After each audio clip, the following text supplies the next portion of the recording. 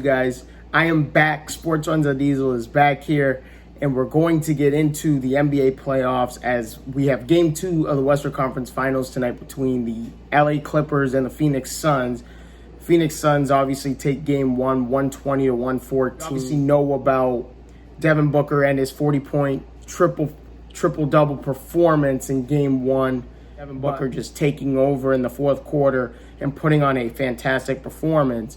But we got to give DeAndre Ayton a little bit of credit here as well, and the little things he did in this ball game to kind of help Phoenix propel themselves to the Game 1 victory. Now, I'm not going to sleep on the LA Clippers. We should not be sleeping on the LA Clippers, obviously, because of the first round series against the Dallas Mavericks. They were down 2-0.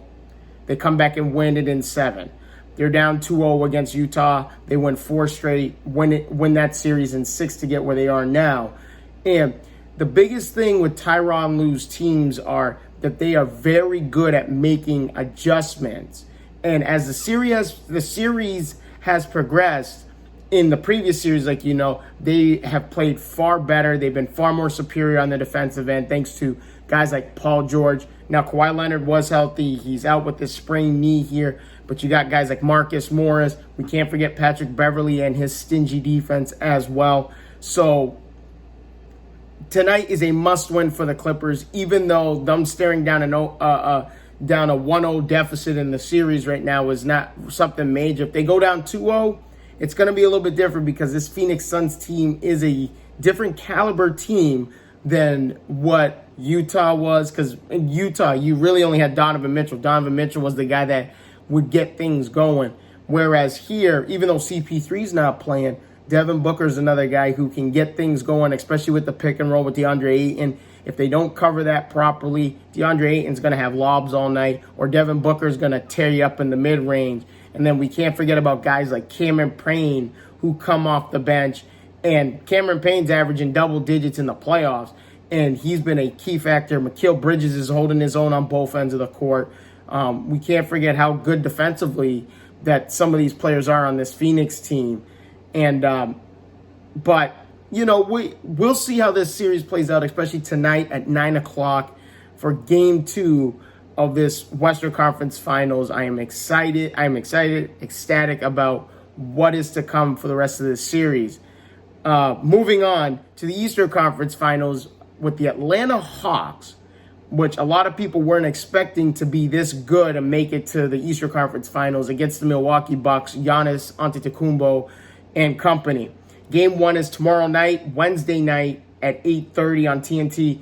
Trae Young's going to be the most important player in this series because he has to get this team going. Your John Collins, your Herders, Bogdanovich's. He's got to get those guys going as well as getting his game going. Now, Trae Young hasn't particularly shot the ball well in the playoffs. He's had a couple of slumpy games, especially against Philadelphia in the last series.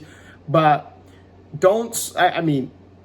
Milwaukee is a huge team. We're talking about guys who, they have 2 or 3 guys that are 7-footers. You got Brook Lopez. You obviously got Giannis. And we can't forget about Drew Holiday, P.J. Tucker. Defensively, this is one of the top 5 defensive rating teams in the league.